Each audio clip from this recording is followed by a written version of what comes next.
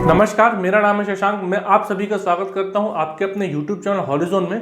तो आज हम लाभ और हानि, प्रॉफिट एंड लॉस के कुछ सवालों को देख रहे हैं, जिसमें से पहला सवाल है कि एक दुकानदार अंकित मूल्य पर 10% की छूट देता है। उसे 8% लाभ कमाने के लिए अंकित मूल्य को क्रय मूल्य से कितने प्रतिशत अधिक रखना चाहिए। मान लीजिए क्या मान लेते हैं हम, सीपी कॉस्ट प्राइस, दुकानदार ने उसे 100 रुपए में खरीदा है, उसे 8% का लाभ कमाना है तो कितने रुपए में बेचना पड़ेगा, 108 रुपए में। अब एमआरपी कितनी लिखनी पड़ेगी भाई, तो वो मान लो लिखनी पड़ेगी एक्स, है ना। एमआरपी कितनी लिखनी पड़ेगी, एक्स। अब हम x पे कितने परसेंट का डिस्काउंट दे रहे हैं, एमआरपी पे हम दे रहे हैं 10% का डिस्काउंट। तो 10% का जब डिस्काउंट देंगे तो ये जो वस्तु है, वस्तु की कीमत कितनी बच जाएगी, 90%। वस्तु की कीमत कितनी बच जाएगी, 90%, मतलब कि 90/100, है ना। 90/100 इज इक्वल टू होगा कितना, 108, है ना। तो ये 10 से 10 कैंसिल, 9/10 हो जाएगा। तो 9x लिख लो इज इक्वल टू 1080 हो जाएगा, है ना। अब x इज इक्वल टू हो जाएगा 9 से, इसे हम काट देंगे, 9 x के साथ मल्टीप्लाई में है, उस साइड जाएगा तो अपॉन में। तो 9 1 9 बचेगा यहाँ पर 1, है ना। तो 1 और 8 बन जाएंगे 18, तो 9 2 18 और 0 की 0, तो 120। x मतलब जो एमआरपी है, एमआरपी x मतलब क्या है, एमआरपी है। एमआरपी कितनी बन जाएगी भाई, 120। मतलब कि कॉस्ट प्राइस ये सीपी से कितना ज्यादा है, एमआरपी। एमआरपी जो है सीपी से कितनी ज्यादा है, 20 ज्यादा है। कितनी ज्यादा है, 20 ज्यादा है। तो 20% उसे कितनी ज्यादा रखनी पड़ेगी। इसमें क्वेश्चन में कहा है कि क्रय मूल्य से एमआरपी जो है कितनी प्रतिशत अधिक रखनी पड़ेगी, तो 20%। क्रय मूल्य ये है, एमआरपी ये है, दोनों के बीच में कितने का अंतर है, 20 का, मतलब कि ये 20% रखनी पड़ेगी अधिक। किससे, कॉस्ट प्राइस से, जितने में वह खरीदेगा। मैं बार बार इसलिए बता रहा हूं कि हो सकता है किसी को समझ में ना आ रहा होगा। एमआरपी वह होती है जिसमें मैक्सिमम रिटेल प्राइस, जो हमारे जब भी हम कोई सामान पैकेज सामान खरीद करके लाते हैं, पैक सामान खरीद के लाते हैं, उसमें एमआरपी लिखी होती है। फिर देखा होगा कहीं पर आपने, वहां पर लिखा होता 10% डिस्काउंट, 50% डिस्काउंट, या फिर जो भी लिखा होता होगा, तो वो घटा करके जब जिस कीमत पे वस्तु बेची जाती है वो होता है वस्तु का सेलिंग प्राइस। और ये कॉस्ट प्राइस वो है, क्रय मूल्य वो है जिसमें दुकानदार जिस वस्तु को खरीदता है। समझ में आ गई होगी अब बात। तो यहां पर 20% अधिक रखना पड़ेगा उसे क्रय मूल्य से एमआरपी को, ताकि वह 10% का डिस्काउंट भी दे देगा और 8% का लाभ भी कमा लेगा। क्या 20%, मतलब कि हमारा ऑप्शन नंबर सी सही है। अब देखें दूसरा क्वेश्चन लिखा हुआ है, 3 क्रमागत बट्टों, मतलब कि डिस्काउंट 20%, 10% तथा 5% के समतुल्य बट्टा क्या होगा। अब किसी दुकानदार के पास जाते हैं हम, 20% डिस्काउंट दे दिया, हमने कहा जी नहीं जी थोड़ा सा और कम करो, चल जी 10% और कम कर दिया।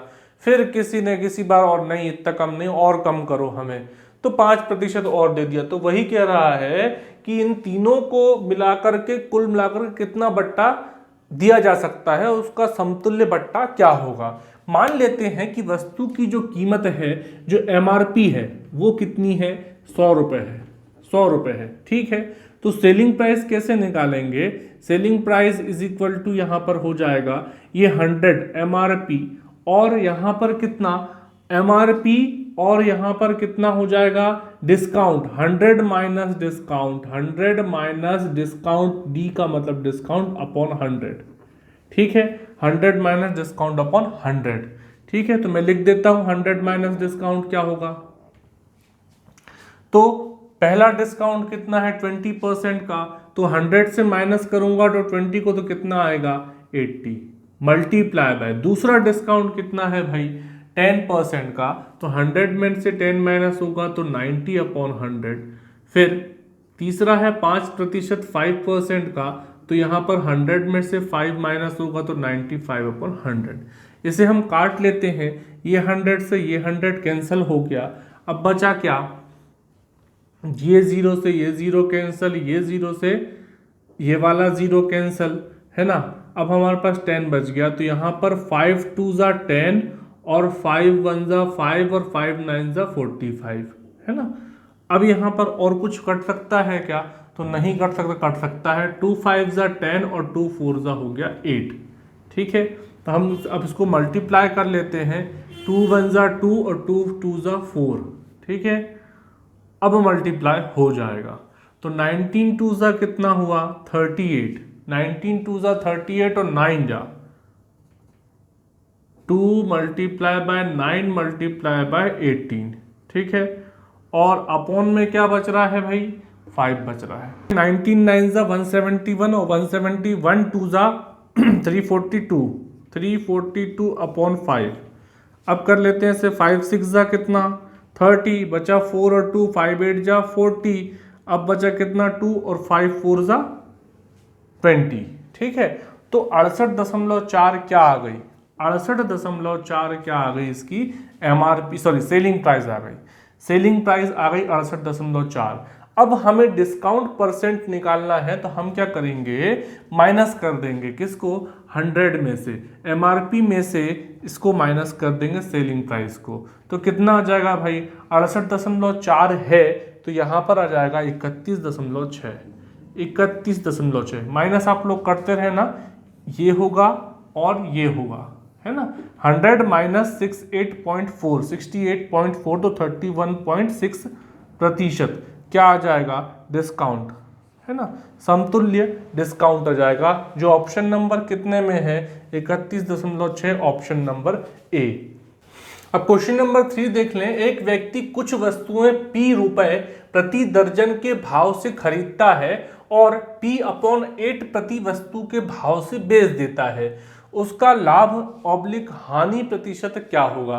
तो सबसे पहले देखें P रुपए में कितनी, P रुपए में 1 दर्जन मतलब कि 12 वस्तुएं, यदि इससे हम 12 रुपए मान ले तो 12 वस्तुएं है ना, तो 1 रुपए की क्या हो जाएगी, 1 वस्तु हो जाएगी, है ना। अब वो बेच रहा है, ये क्या है, सीपी है ना।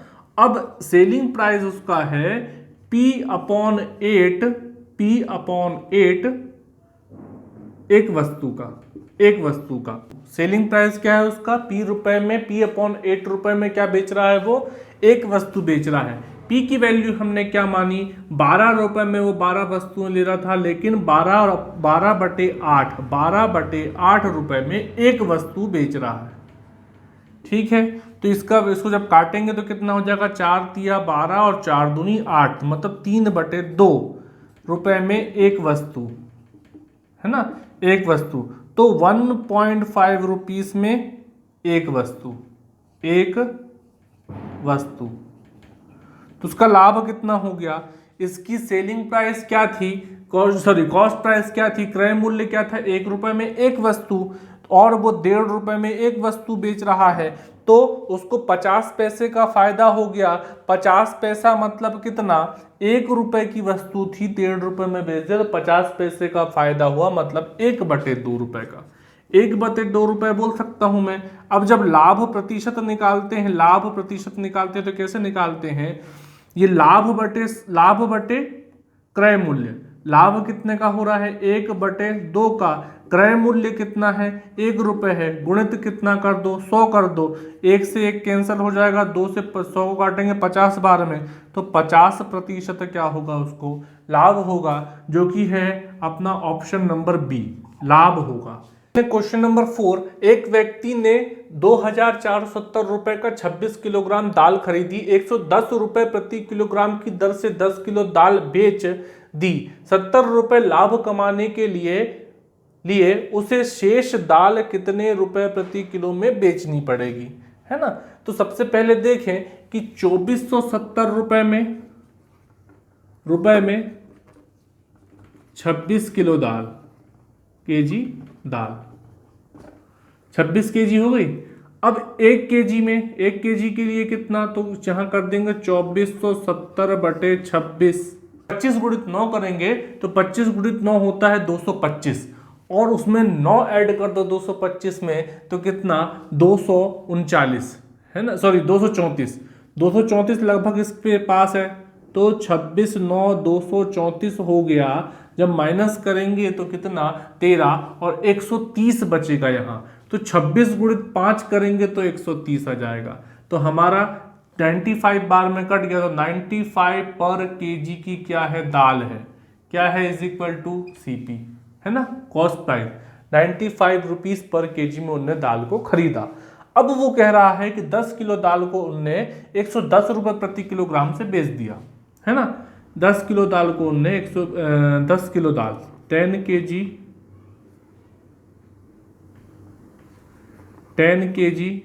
का SP इज इक्वल टू 10 गुणित 110 बराबर कितना 1100 रुपये, ठीक है, 1100 रुपये। अब देखें यहाँ पर उसको लाभ कितने का कमाना है भाई, सिर्फ 70 रुपये का लाभ कमाना है। तो 2470 में अपन 70 प्लस कर देंगे, लाभ कमाने के बाद उसको टोटल सेलिंग प्राइस कितनी मिलनी चाहिए, total SP is equal to 2470 plus लाभ बराबर CP प्लस प्रॉफिट, है ना। तो कितना हो जाएगा 2540, टोटल उसे 2540 मिलने चाहिए, है ना। उनने 1100 रुपए की दाल बेच चुका है, 1100 रुपए की दाल बेच चुका है, तो 2540 माइनस 1100, ये टोटल SP है। ये कुछ सेल कर चुका है इसलिए मैंने माइनस कर दिया। अब कितना हो जाएगा 1440, ठीक है। अब उसे 1440 रुपए और चाहिए, तो उसको कितने रुपए में कितने रुपए किलो दाल बेचनी चाहिए। तो हमारे पास दाल कितनी बची, अब 10 किलो तो बेच दिया, अब बची 16 किलो, 16 केजी, है ना। 16 केजी दाल का मूल्य तो बराबर क्या हो जाएगा 1440 बटे 16, ठीक है, 1440 बटे 16, 16 गुणित 9 करोगे तो क्या आएगा 144, तो 90 आंसर आ गया। 90 रुपए, शेष दाल को 90 रुपए पर किलो के हिसाब से बेचने पर उसे 70 रुपए का लाभ प्राप्त हो जाएगा, जो कि है ऑप्शन नंबर बी में। देख लेते हैं क्वेश्चन नंबर 5। एक व्यक्ति ने एक वस्तु को 25% की हानि पर 6,750 रुपए में बेचा। 15% का लाभ कमाने के लिए उसे उसका विक्रय मूल्य क्या होगा। विक्रय मूल्य हमें फाइंड करना। सबसे पहले हमें क्या दिया हुआ है, सेलिंग प्राइस दी हुई है 25% हानि के साथ में, तो हम इसकी कॉस्ट प्राइस कैसे फाइंड करेंगे। मैंने बताया था CP इज इक्वल टू होता है SP multiply by 100 upon 100 minus loss. Value put कर दो तो यहाँ पर सेलिंग प्राइस है 6750 मल्टीप्लाई बाय 100 अपॉन 75, क्योंकि 25% का लॉस हो रहा है तो 100 माइनस 25 इज इक्वल टू 75 होता है। तो यहाँ पर 25 तिया 75, 25 चौके 100, ठीक है, 25 तिया 75, 25 चौके 100 हो जाएगा। तो हम क्या करेंगे यहाँ पे 3 एकम 3, 3 दूनी 6, 3 दूनी 6 और 3 पाँचे 15 और ये 0 की 0, मतलब 2250 गुणित 4, 2250 गुणित 4 कितना हो जाएगा 22 चौके 88 और 50 चौके 200, तो मतलब 9000 रुपए। 9000 रुपए क्या हो जाएगी, इसकी कॉस्ट प्राइस हो जाएगी। अब हमें कॉस्ट प्राइस से फिर से सेलिंग प्राइस निकालनी है, कब में 15% के लाभ में। 15% के लाभ में तो selling price is equal to होता है CP multiply by 100 plus profit percent upon 100, ठीक है। तो क्या करेंगे, कॉस्ट प्राइस कितनी है भाई 9000 रुपए, गुणित यहाँ पर प्रॉफिट परसेंट हमें 15 निकालना है, तो 115 बटे 100, 115 बटे 100। तो क्या हो जाएगा भैया, यहाँ पर 100 से ये 00 से 00 कैंसिल हो जाएंगे, 90 गुणित 115 करना है, तो 100 90 कितना 900 और 15 9 होता है 105, मतलब कि 1050, और ये 0 लगा दिया हमने इस 90 का, तो हो गया 10,500, जो कि है हमारे ऑप्शन नंबर डी में। हमारा ऑप्शन नंबर डी करेक्ट है। तो उम्मीद है आप लोगों को यह वीडियो पसंद आया होगा। वीडियो पसंद आया तो वीडियो को लाइक करें, शेयर करें, और इसी प्रकार के वीडियो लगातार देखने के लिए चैनल को सब्सक्राइब करें और बेल आइकन को प्रेस करना ना भूलें, क्योंकि मैं इसी प्रकार के वीडियो आप लोगों के लिए लाता रहता हूं। Thank you so much.